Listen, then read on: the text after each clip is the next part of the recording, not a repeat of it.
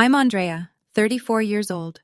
3 weeks ago, I won the custody battle for my daughter, and the first thing I did with my freedom was RSVP no to my own father's birthday. My dad sent a group text to the entire family. It said, "Heirs only, no dead ends, don't bring your daughter." He wasn't just talking about me, he was talking about my 6-year-old little girl.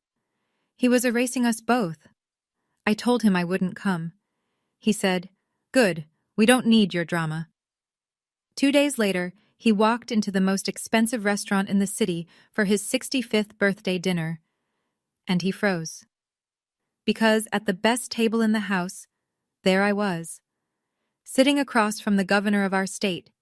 And when the governor stood up, shook my father's hand, and introduced me, my dad couldn't say a single word. Before I take you back to where it all began, please take a moment to like and subscribe, but only if this story earns it. And drop your location and local time in the comments. I love knowing where you're listening from. Now let me take you back to the day I realized my father saw me as nothing more than a dead end. Let me tell you about the Decker family. My father, Warren Decker, turned 65 this year.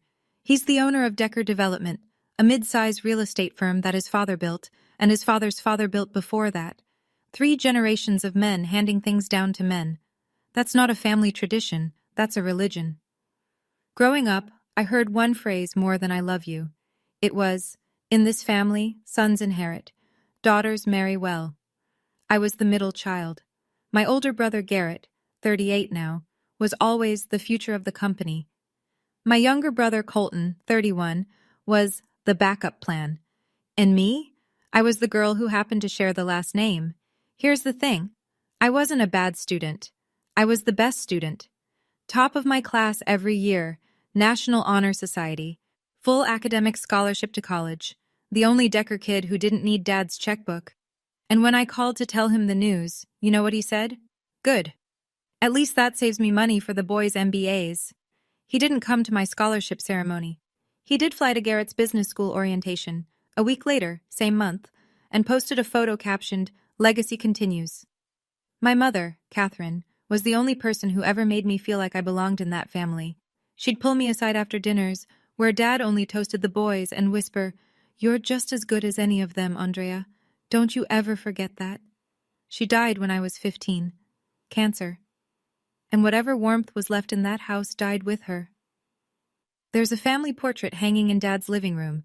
It's been there since I was 19. It shows Warren, Garrett, and Colton, 3 men. No women, no me, no Lily.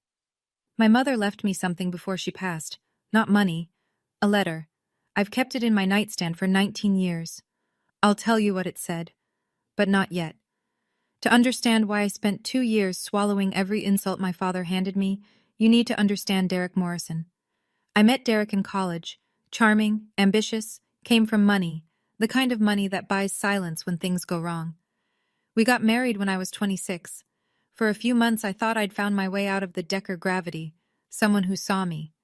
Then I got pregnant with Lily, and the mask came off. Derek told me point blank that fatherhood wasn't part of his 5-year plan. He left when I was 7 months along, signed nothing, paid nothing, just vanished into his family's Connecticut estate like I was a line item he'd written off. For 5 years it was just me and Lily.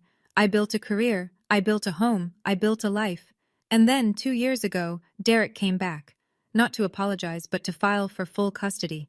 His family's lawyers were from one of the biggest firms in the state. Their argument?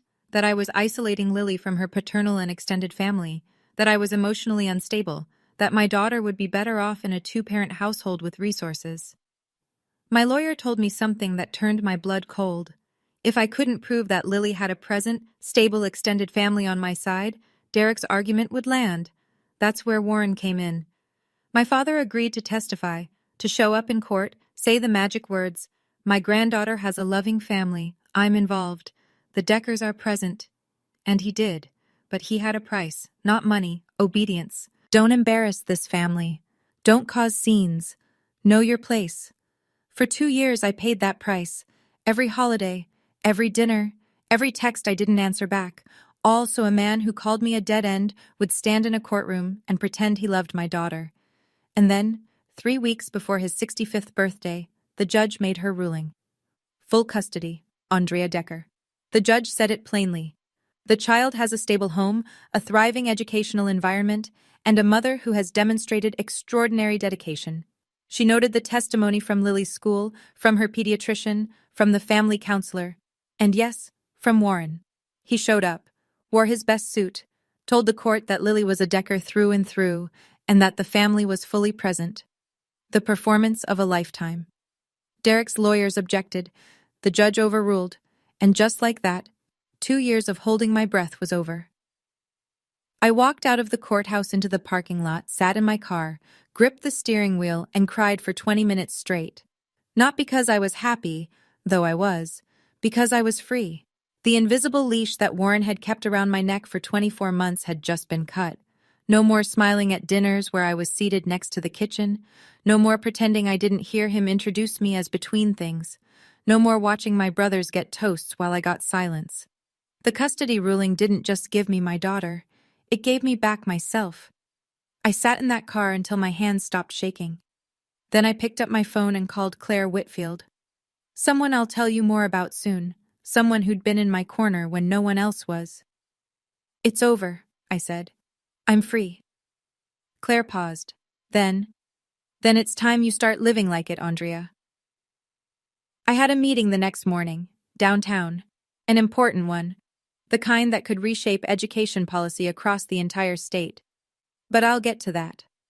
I folded the judge's ruling, stamped with the court's red seal, and tucked it into my bag. First document I'd carried that actually felt like armor. 2 weeks after the ruling, my phone buzzed at 11 p.m. Lily was asleep beside me, one arm thrown over her stuffed rabbit, mouth slightly open the way 6-year-olds sleep, like the world hasn't touched them yet. I picked up my phone and opened the family group chat. Warren had sent a message. 1 paragraph. It read, "This is a milestone. My 65th birthday dinner will be held at the Whitfield Room on Saturday evening. This celebration is for heirs only, no dead ends. Don't bring your daughter." I read it twice. Then a third time. No dead ends. That was me. Don't bring your daughter. That was Lily. The man who'd stood in a courtroom 3 weeks earlier and called her a Decker through and through was now calling her a dead end in a group text. I looked at Lily sleeping. Her little hand was curled into a fist, like even in her dreams, she was holding on to something. Then a private text from Garrett. "Dad's right, oh, it's his night. Don't make it about you." I'll be honest. The heirs only thing was my idea. He liked it. My older brother. The one who smiled at every Thanksgiving, like he wasn't watching me disappear. He'd written the words himself. I typed back to the group. "I won't come." Warren's reply was instant, like he'd been waiting. "Good.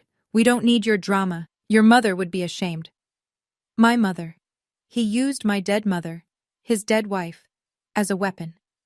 And something strange happened. For the first time in my life, I didn't cry. Something inside me had shifted. The custody ruling hadn't just freed me legally, it freed something deeper. I put my phone down. I looked at Lily. And I thought about what Claire had said. Start living like it. So I opened my laptop. And I made one phone call. I'm not going to tell you who I called. Not yet. Let me paint the picture so you understand. This wasn't a one-time thing. My father didn't just wake up one morning and decide I was less. He'd been building that wall my entire life, brick by brick. When I was 18, I graduated high school as valedictorian, top of my class. I stood at that podium and gave a speech about resilience. My father arrived 40 minutes late, spent the ceremony looking at his phone, and afterward drove straight to a steakhouse with Garrett to celebrate, and I quote, his son getting into business school. He didn't say a word about my speech, not one. When I was 26, Derek and I got married. My father gave the wedding toast. It lasted 4 minutes. 3 of those minutes were about the Decker men. His father, himself, Garrett, Colton, the legacy, the name, and then one sentence at the end, and to Andrea, may she find a good man to take care of her. Derek sat beside me, grinning. I sat there with my fingers wrapped around a champagne glass I couldn't taste. When I was 28, Lily was born. Warren came to the hospital, looked at Lily in the bassinet, looked at me, and said, "Another girl. Well, maybe your brothers will give me grandsons. She was 6 hours old. I'm wearing my mother's ring right now, a simple gold band with a tiny emerald. Catherine left it to me in her will. I've worn it every day for 19 years. My father has never once noticed. That week after the custody ruling, I had back-to-back meetings at the State House.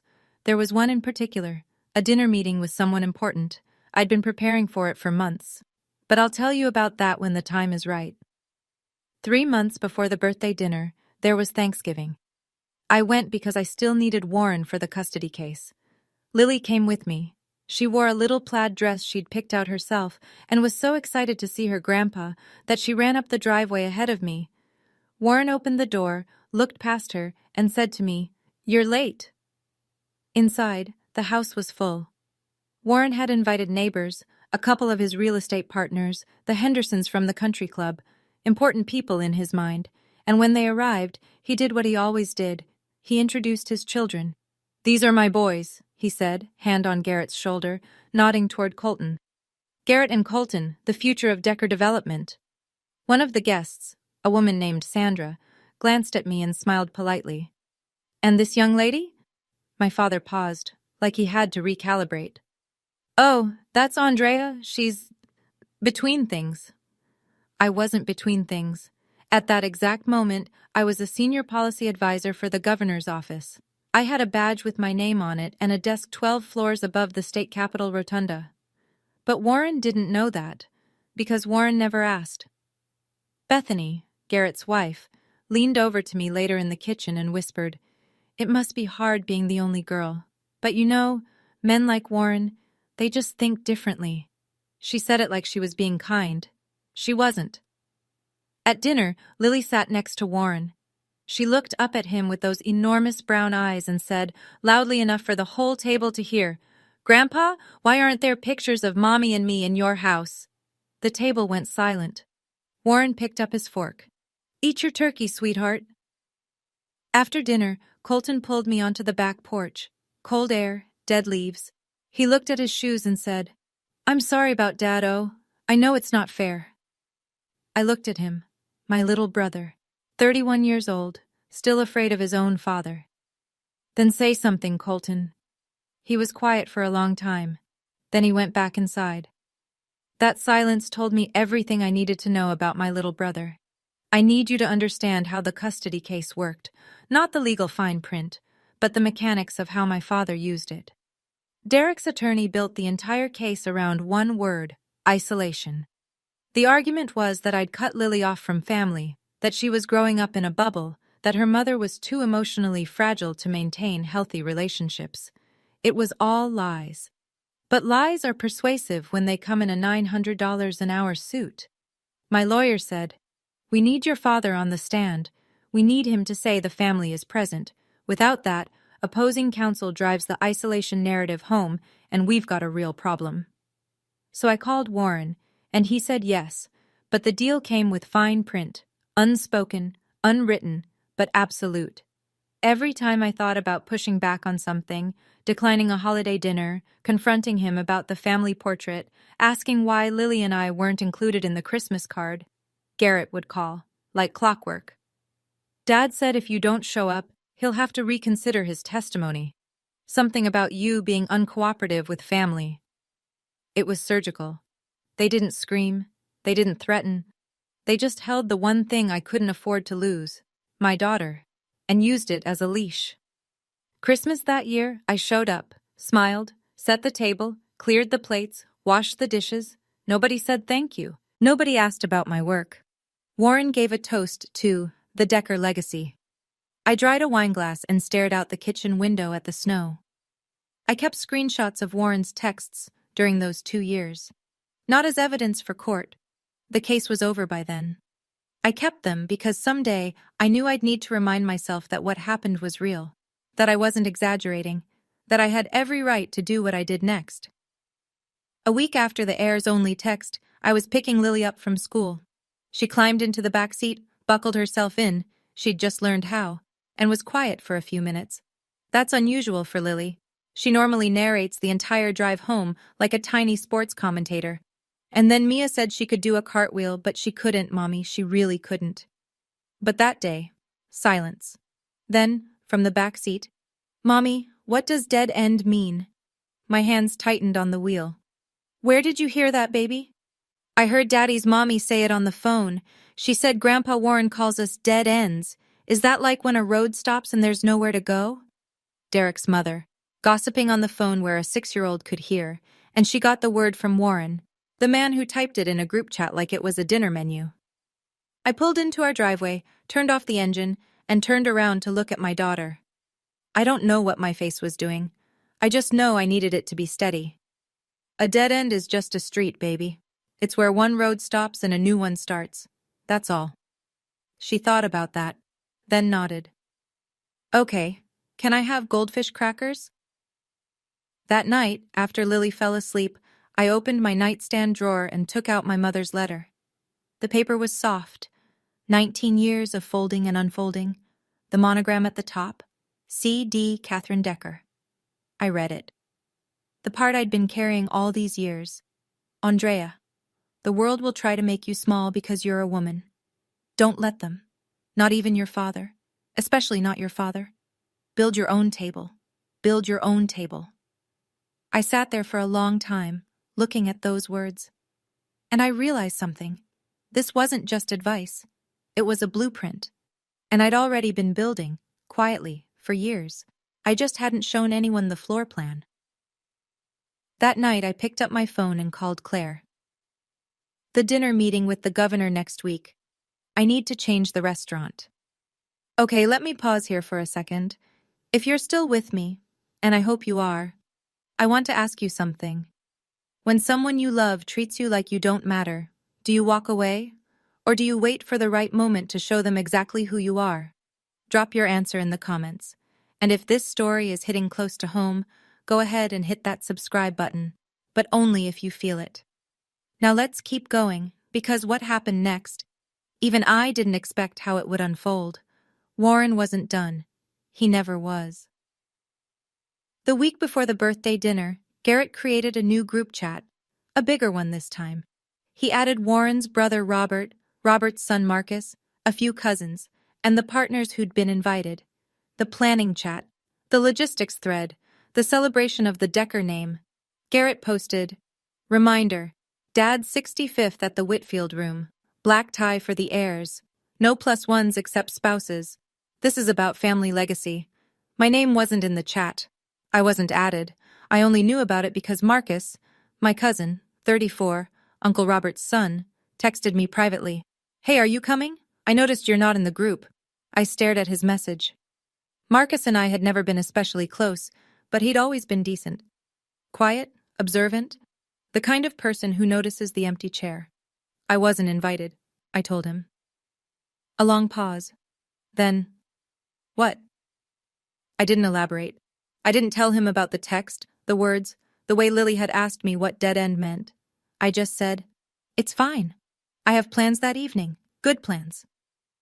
Meanwhile, Warren was managing the narrative. He called Robert personally.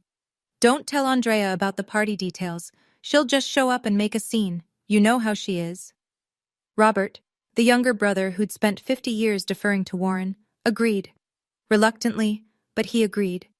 The Whitfield room, the most prestigious restaurant in the city, reservations 2 weeks out, $200 a plate. The kind of place where you don't raise your voice and you don't bring people who might embarrass you. Warren had reserved a table for 12. He thought that table was the best in the house. He was wrong. It gets worse. Because exclusion wasn't enough for Warren, he needed insurance. Marcus told me, weeks later, after everything happened, what Warren had been saying behind my back. The story Warren built went like this.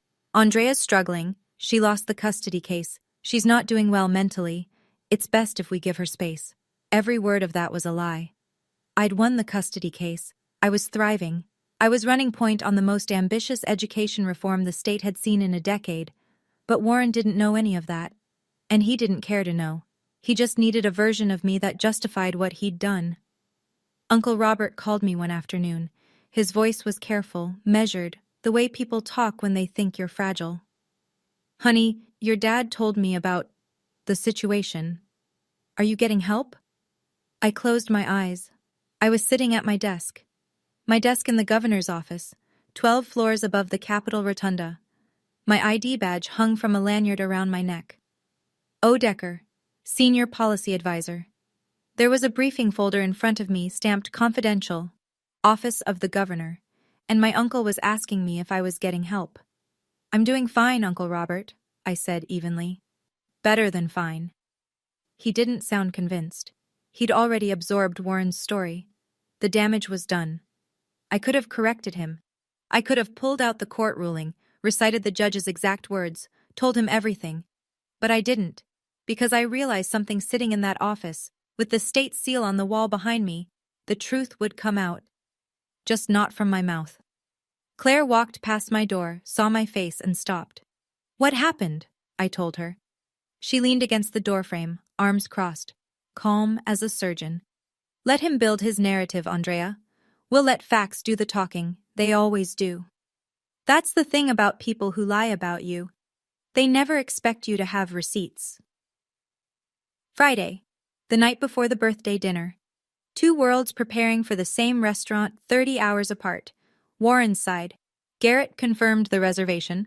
12 guests, the large table in the interior dining room, a custom menu featuring Wagyu and black truffle risotto. Colton had ordered a 3-tier birthday cake from the most expensive bakery in the city. Hand-piped gold leaf, dark chocolate ganache, a sugar paste replica of the Decker Development logo on top. Warren tried on his new suit that evening, a $3,800 Brioni, charcoal, peak lapel, silk lining. He looked at himself in the mirror and said to Garrett, "This will be a night to remember." He was right, just not in the way he imagined. My side was quieter. I picked Lily up from school, cooked her favorite, mac and cheese with the little dinosaur shapes, read her 2 chapters of a book about a girl astronaut, and tucked her in. Then I sat at my kitchen table, opened my laptop, and pulled up my email. One new message. Subject line: Dinner confirmation. The Whitfield Room, Saturday, 7 p.m. Reservation. Under.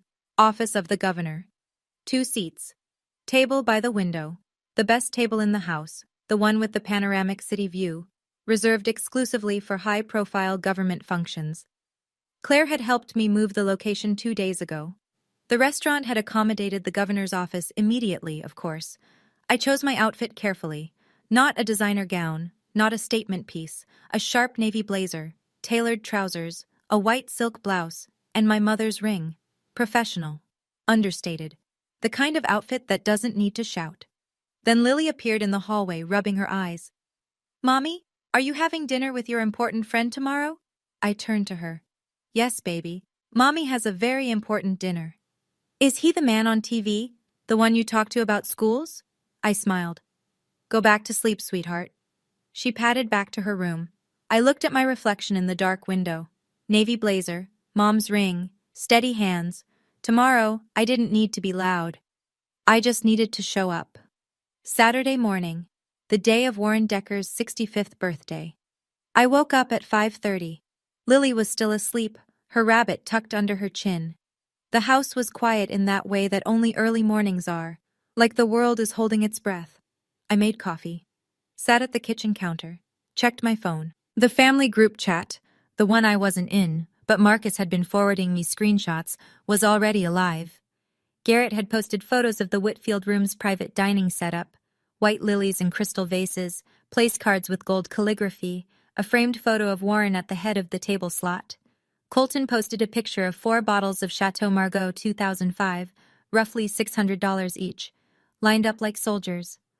Warren himself had written, "Tonight, I celebrate 65 years and the legacy I built, with my heirs by my side, his heirs.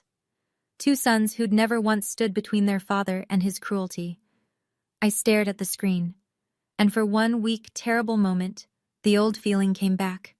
That hollow pull in my chest, the one that whispered, "Maybe if you just called him. Maybe if you said, 'Please let me come. I'll sit at the end. I'll be quiet. Just let Lily see her grandpa on his birthday.' Old habits die hard, even the ones that hurt you." Then I looked up from my phone. Lily had wandered into the kitchen, still in her pajamas, clutching her rabbit. She climbed into the chair next to me and said sleepily, "Mommy, is today the important dinner?" and I heard it again. Mommy, what does dead end mean? The hollow feeling left. I called Claire. I'm having a moment. That's normal. You're not doing anything wrong, Andrea. You're showing up to a dinner you earned. The rest is just geography. Geography. I liked that. 6 o'clock. Across town, Garrett pulled up to Warren's house in his black Mercedes S-Class, vanity plate DECKER1. Warren walked out in the Brioni suit, adjusting a silk pocket square, his silver hair swept back like he was arriving at his own coronation. He slid into the passenger seat and said, "Where's that gift from Senator Mitchell?" Garrett handed him a small envelope. Warren turned it over, satisfied. He'd invited a state senator to boost his image, a man he'd donated to for 3 election cycles. That was Warren's idea of power, proximity. Stand close enough to someone important, and the importance rubs off. He had no idea what real proximity looked like. Not yet. At my house, I kissed Lily goodbye at the door. Mrs. Patterson, our neighbor, a retired school librarian, the most trustworthy woman on the block, was babysitting. Lily wrapped her arms around my waist and said, "Good luck at dinner, Mommy. Tell your TV friend I said hi." I laughed, kissed her forehead. "I will, baby." I drove downtown with the windows down. The city was that particular shade of golden hour that makes everything look like a painting. Warm light on old brick, long shadows across the avenue. I parked 3 blocks from the Whitfield room because the lot was already filling up. Saturday night in the city. I sat in my car for 5 minutes, hands on the wheel, breathing. Then I got out, walked toward the entrance, and in the parking lot, gleaming under a streetlight, I saw it. The black Mercedes S-Class. Vanity plate DECKER1. He was already here. I walked through the front door of the Whitfield room.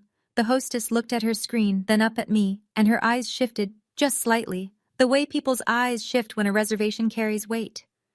"Right this way, Ms. Decker," she said. "The governor's table is ready." The Whitfield room is the kind of restaurant where everything whispers. The linen is heavy, the lighting is low and golden. The servers move like they've rehearsed, and every table tells you exactly where you stand. I was led to the window table, the one everyone in the room can see. Panoramic glass, the city skyline spread out like a promise. White tablecloth, crystal stemware, a single orchid in a slender vase. 2 place settings. The table was reserved under Office of the Governor, and the staff treated it accordingly.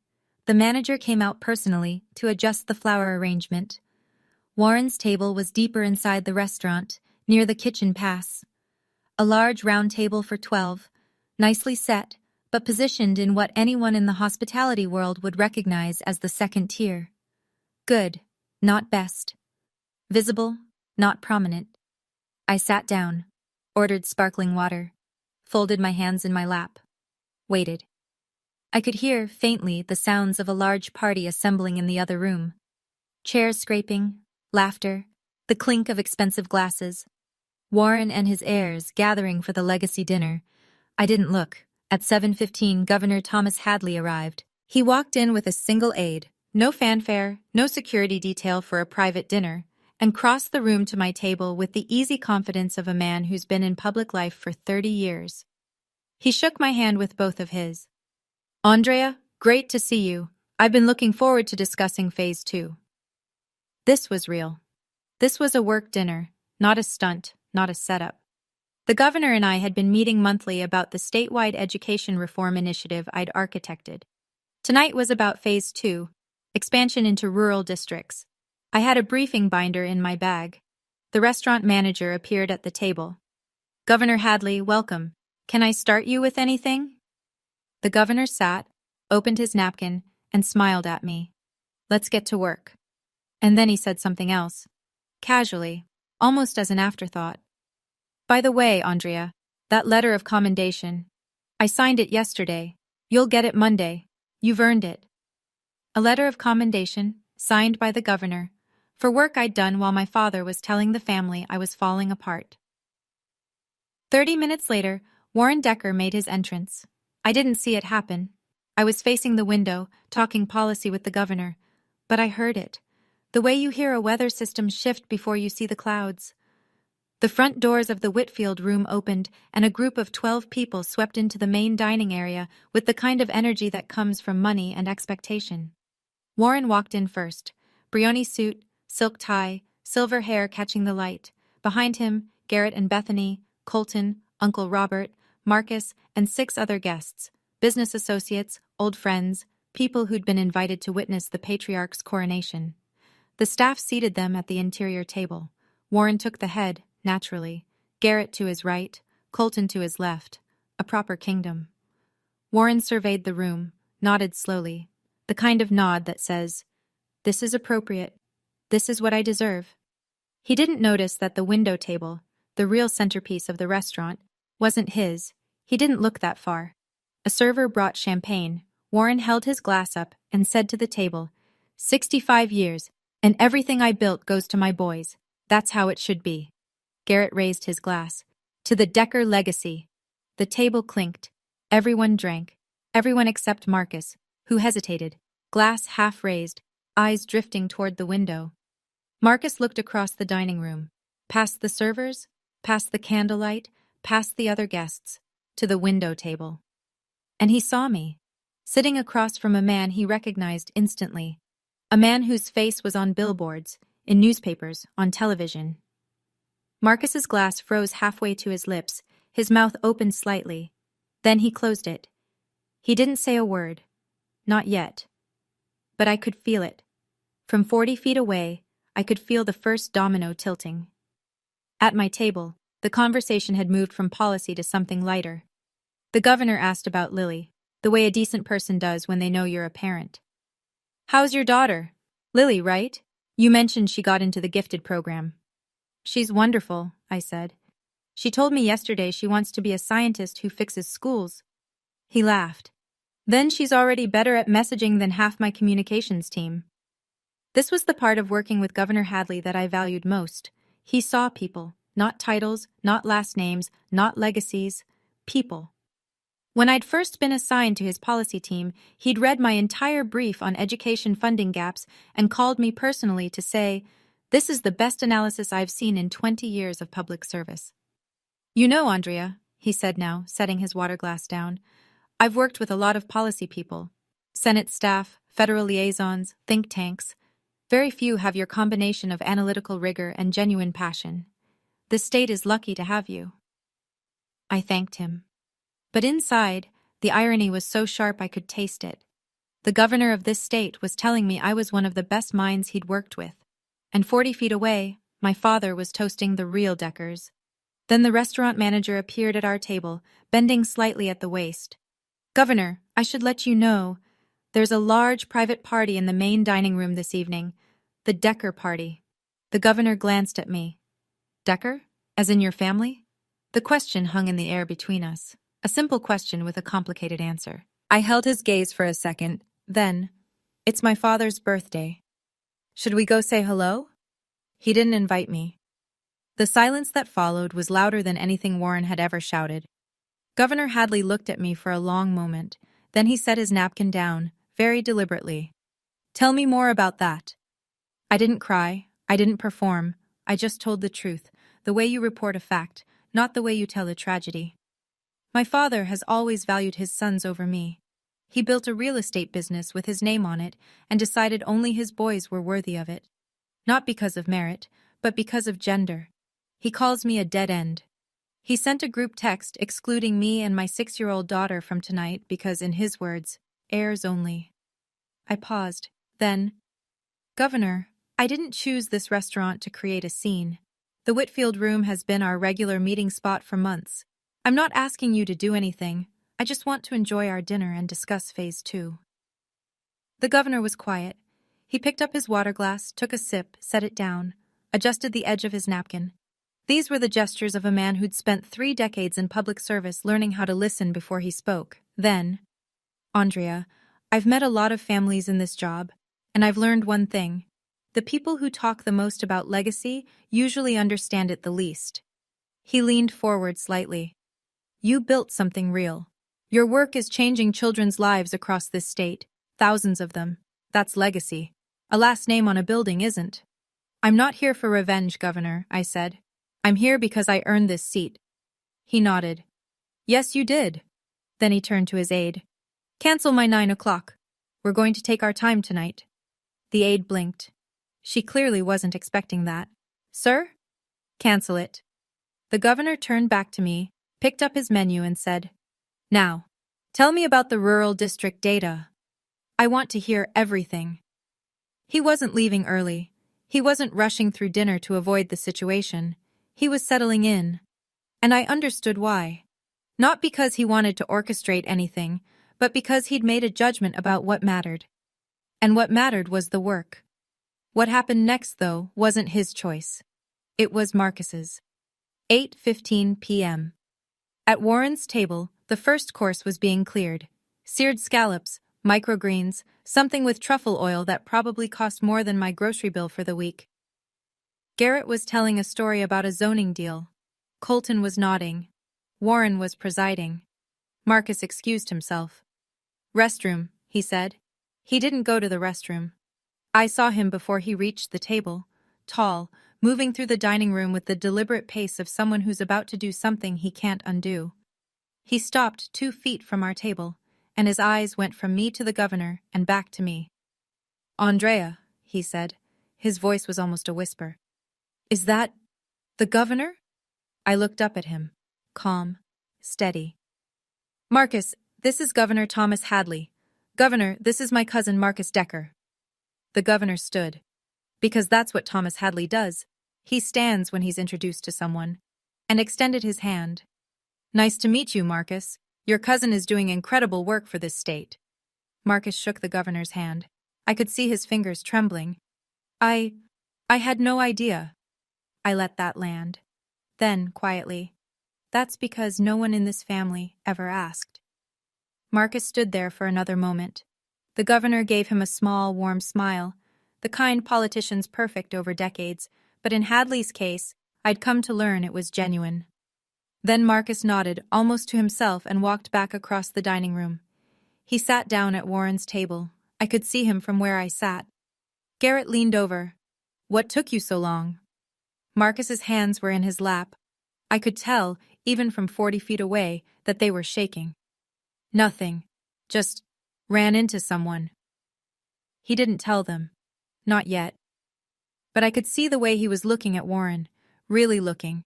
The way you look at something when you finally see it clearly for the first time. The dominoes were tilting, and I hadn't pushed a single one. All right, we're getting close to the moment I know you've been waiting for. But before we get there, could you do me a favor? Hit that like button, not for the algorithm, for every woman who's ever been called a dead end by someone who was supposed to love her. And if you haven't subscribed yet, now's a good time, because what happens in the next few minutes? I still get chills thinking about it. Let's go. 8:30 p.m.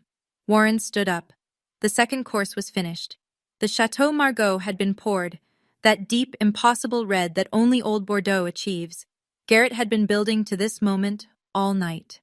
The toast, the big speech, the patriarch's coronation. Warren buttoned his jacket, picked up his glass, turned toward the table to address his guests, his heirs, his legacy, his kingdom.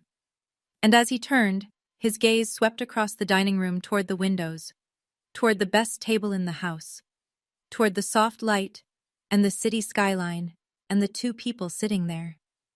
He stopped. His whole body stopped. Not just his feet, but his hand, his breath, the words that were about to come out of his mouth.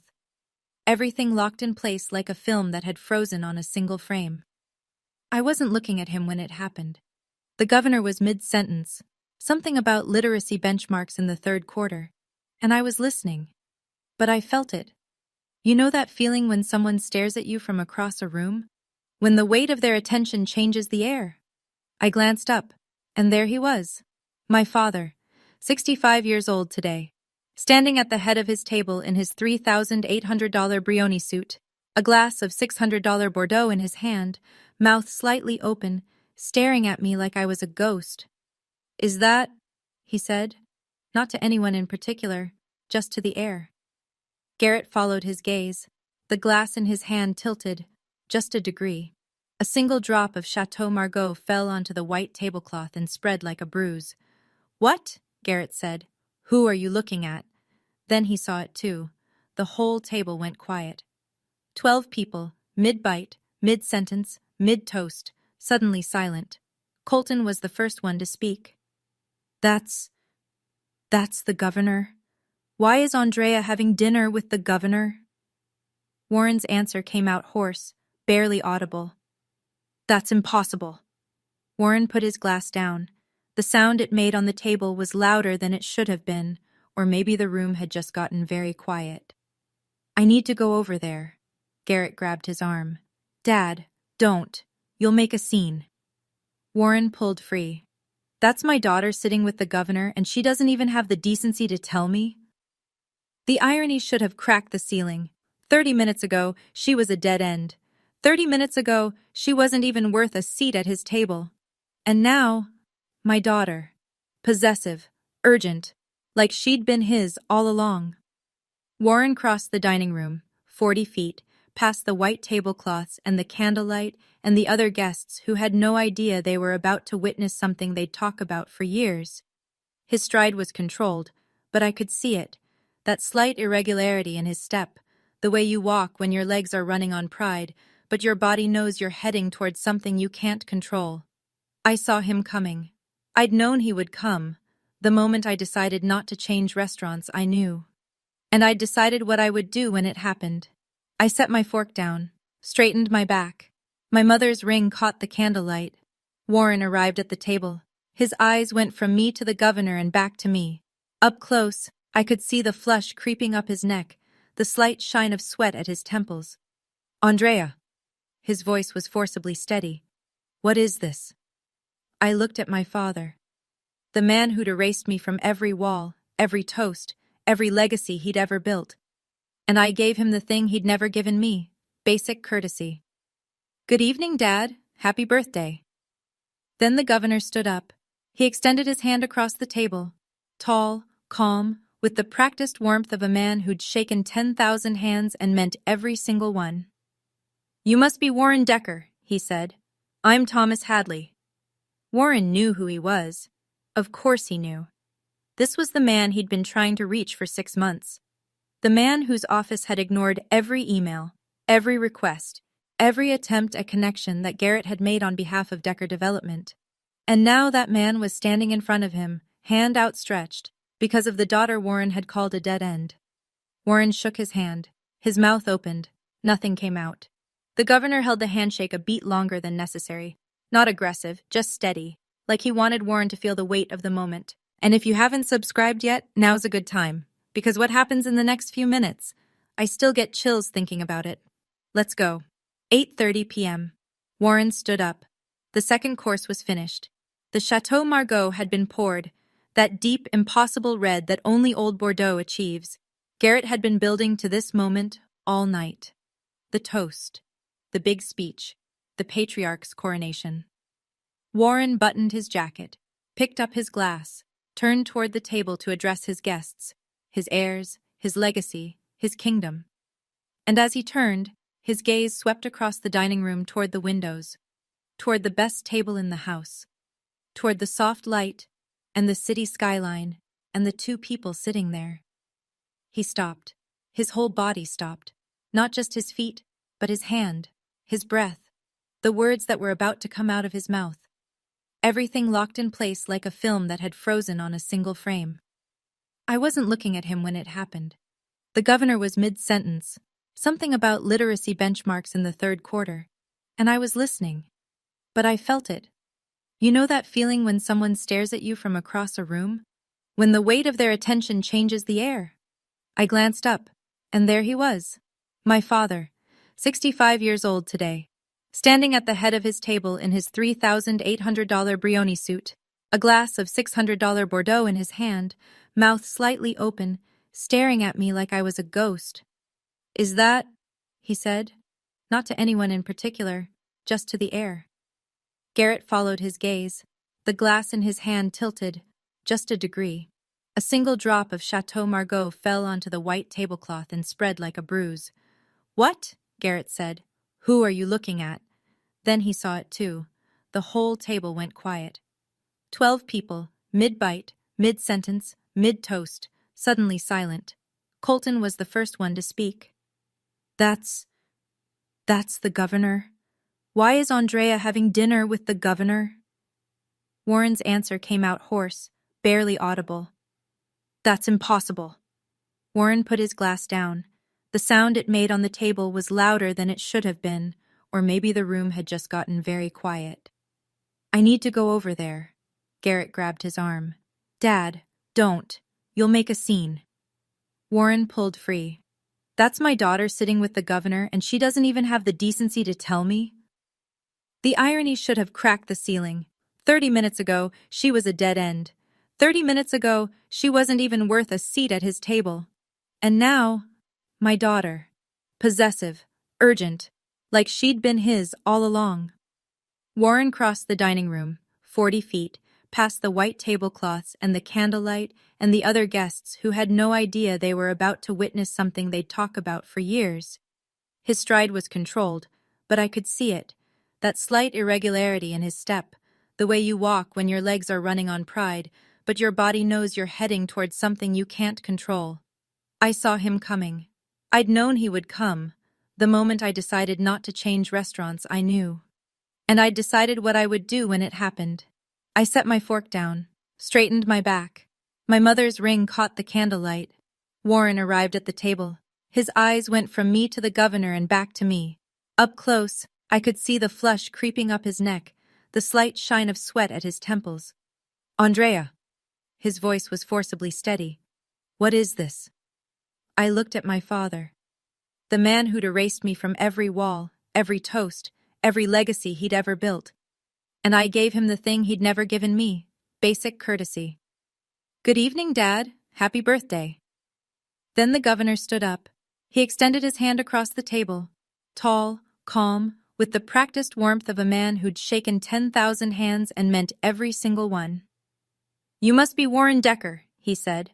I'm Thomas Hadley. Warren knew who he was. Of course he knew. This was the man he'd been trying to reach for 6 months.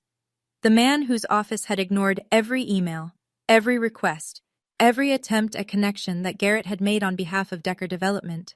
And now that man was standing in front of him, hand outstretched, because of the daughter Warren had called a dead end. Warren shook his hand. His mouth opened. Nothing came out.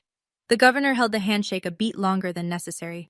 Not aggressive, just steady, like he wanted Warren to feel the weight of the moment. 12 plates at Warren's table were going cold. Nobody was eating. And then Robert stood up fully. He walked to Warren, not to the window table, to Warren, and said quietly but with a precision that cut through every sound in that room, Warren, you told me she lost custody. You told me she was falling apart. The governor of this state is having dinner with her. He paused. What else have you lied about? Warren was still standing at my table. He hadn't moved. I don't think he could. I watched my father for a long moment. The Brioni suit that was supposed to make him look powerful now looked like a costume. The silk pocket square was wilting. His hands were at his sides, and for the first time in my life, they looked small. I stood up. Not fast, not dramatically. I just stood up, the way you stand when you've made a decision you've been preparing for your entire life. Dad, my voice was steady. I didn't come here tonight to embarrass you. I came here because I had a dinner meeting with the governor, a meeting I earned through years of work you never cared to ask about. He blinked, twice. You called me a dead end. You told the family I was falling apart. You excluded me and Lily from your birthday because we weren't heirs. The word landed like a stone in water. But here's what you missed. While you were deciding I was nothing, I was building something. Not for your approval, not for your legacy, for my daughter, for myself. I took a breath. My mother's ring was warm against my finger. I'm not asking you to be proud of me, Dad. I stopped needing that a long time ago. But I need you to hear this. Lily and I are not dead ends. We are not your shame. And if you want us in your life, it starts with respect. Not control, not conditions. Respect. I sat back down, smoothed my napkin, turned to the governor. I'm sorry about that, Governor. Thomas Hadley looked at me with an expression I'll carry for the rest of my life. Not pity, not awkwardness, something warmer. Don't be sorry, Andrea. That was long overdue. Warren stood there for another 3 seconds. Then he turned and walked back to his table. He didn't look at me again, not once. But I saw his hand. The one that wasn't holding anything, the one that was just hanging at his side. And it was trembling. The governor waited until Warren was back at his table. Then he reached into the leather portfolio beside his chair, the one his aide had been carrying, and pulled out a document. Heavy cream-colored paper, the state seal embossed in gold at the top, a signature at the bottom that I'd seen on legislation, executive orders, and proclamations that affected millions of people. "I was going to give you this Monday," he said, "but I think you deserve it now." He slid the letter of commendation across the table to me. I picked it up. My hands were trembling, not from fear, not from anger, but from the sheer weight of being seen, of someone in a position of power looking at my work and saying, in writing, with a seal and a signature, "You matter." The letter cited my exceptional leadership in designing and implementing the State Education Reform Initiative, my demonstrated commitment to equitable access, and my extraordinary analytical capabilities that have directly improved outcomes for over 200,000 students statewide. 200,000 students. While my father was telling people I was between things, the governor flagged the restaurant manager. "Would you mind? I'd like to take a photo with Ms. Decker for the state's newsletter." The manager obliged. We stood side by side, the commendation between us, the city skyline behind us through the window. The camera flashed. From across the room, I didn't look, but I could feel it. Warren was watching. His daughter, holding an official letter from the governor, posing for a state publication, in the restaurant where he was supposed to be king. Marcus returned to Warren's table. He stood, not sat, and said in a voice clear enough to carry, "Uncle Warren, I just shook hands with the governor. He told me Andrea designed the education reform program the entire state is using. Did you know that?" The table looked at Warren. Warren said nothing. There was nothing left to say. The narrative he'd built, Andrea is struggling, Andrea is unstable, Andrea is a dead end, was disintegrating in real time. And the person dismantling it wasn't me. It was the truth. Uncle Robert came to the window table next. He approached slowly, the way you approach someone when you know you owe them something you can't easily repay. "Governor Hadley, I'm sorry to interrupt." Robert's voice was careful, respectful. "I'm Robert Decker, Andrea's uncle." The governor nodded warmly. "Of course, please." Robert turned to me, and his face, this man who'd known me since the day I was born, who'd watched me grow up in his brother's shadow, who'd believed Warren's lies without a single phone call to verify, his face crumbled. "Andrea, I owe you an apology. Your father told me things that weren't true. I should have called you directly. I should have asked." "Thank you, Uncle Robert," I said. No edge in my voice, no lecture. Just the truth meeting a man who was finally ready to hear it. "That means a lot." He swallowed hard. "How's Lily? I haven't seen her in so long." I smiled, a real smile, the first one that evening that wasn't armor. "She's amazing. She just got accepted into the state gifted and talented program. Top 2% in the state." Robert's eyes widened. "Top 2%? She also started reading at 4. She loves astronomy. Last week she told me she wants to be a scientist who fixes schools, because that's what she thinks I do." The dead-end granddaughter, the one who wasn't worth a seat at the birthday table. Top 2% of the state. Robert stood very still. Then his eyes filled.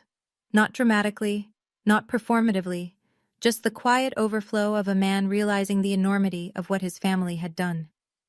He walked back to Warren's table. I couldn't hear exactly what he said, but I saw his posture change, shoulders squared, chin up, and then his voice carried, just barely, across the dining room. "Your granddaughter is in the top 2% of this state's gifted program, Warren. She's 6 years old, and you called her a dead end in a group text." He paused. The table was silent. "I'm ashamed to be your brother tonight." Garrett tried to salvage it, because that's what Garrett does. He manages. He controls. He smooths things over so the Decker machine keeps running. He walked back to the governor's table one more time, straightening his tie, forcing his face into something resembling confidence. Governor Hadley, I apologize for the disruption this evening. If there's anything Decker Development can do to support your office, any way we can contribute, the governor looked at him, not unkindly, but with the absolute clarity of a man who has no reason to pretend. Mr. Decker, I appreciate the offer. But I should tell you, I'm familiar with your zoning applications. Quite familiar, in fact. They'll be reviewed through standard procedures. I don't discuss development approvals at social dinners. He paused. I'm sure you understand. Standard procedures. In government, that means you are no longer a priority. You are in the pile. You will wait like everyone else. Garrett walked back to Warren's table. I watched his face transform with every step, the false confidence falling away like plaster off a wall. By the time he sat down, he looked 10 years older. What did he say? Warren's voice was barely there. It's over, Dad. He's not going to help us. What do you mean it's over? I mean the man you've been trying to get a meeting with for 6 months. The one whose office has ignored every single one of my emails. Just found out that you disowned the person he values most on his team. The project is done. The Decker Development Redevelopment Project. Phase 3 of a commercial zoning initiative worth $4.2 million. 6 months of lobbying, networking, donating, all of it, gone. Not because anyone took revenge, because the truth showed up at a dinner table. Warren turned on Garrett. His voice was low, toxic, reflexive. This is your fault. You wrote that text, heirs only.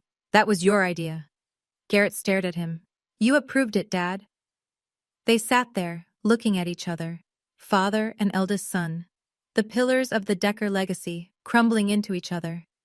The party ended early. There was no toast, no speech, no 65 years and everything I built.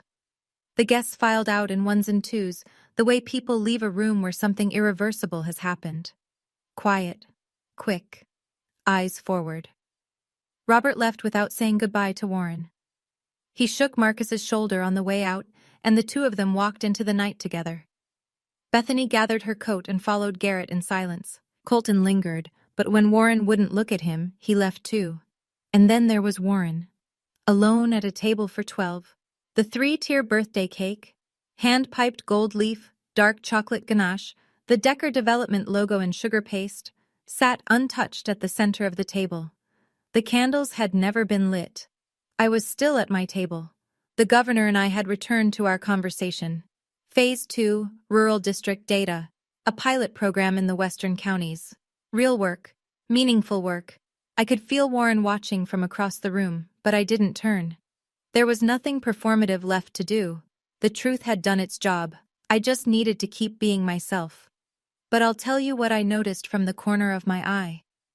Warren was looking at his hands, specifically, at his left hand, at the gold wedding band he still wore. The same band Catherine had placed there 39 years ago. The same style as the ring on my finger. My mother's ring.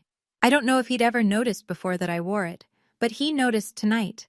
I could tell by the way his fingers went to his own band and held it there, like he was trying to remember something he'd lost a long time ago. He stood up, walked toward the exit, didn't look back at the cake, didn't look back at me. Colton's voice came from somewhere near the coat check. Dad. Not now, Colton. Not angry, just empty. The front door closed behind him, and the last sound of Warren Decker's 65th birthday celebration was the click of an expensive latch in a very quiet room, and that was the last time I saw my father for 3 weeks, until the letter arrived. The week after was strange, like the air pressure had changed and nobody knew how to breathe yet. Garrett called first. That alone was unprecedented. In 34 years, Garrett had never called me for anything that wasn't logistics or leverage. Andrea, Long pause. The sound of someone swallowing something that tasted terrible. I didn't know about your job, about the governor, about any of it. You didn't know, I said, because you didn't ask. None of you did. Silence. Then, I was the one who wrote the heirs only text. I told Dad to send it.